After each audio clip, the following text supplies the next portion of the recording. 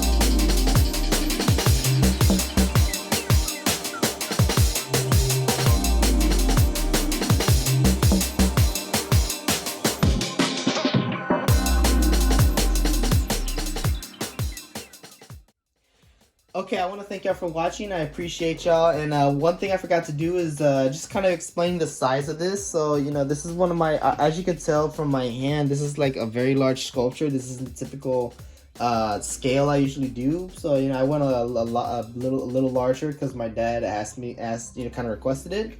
And so to give you you know, show you how big he is, here's a ruler, and I believe he is about 16, a little close to 16 and a half inches, in between 16 and 17 inches. So yeah, very much taller than what I'm typically used to doing.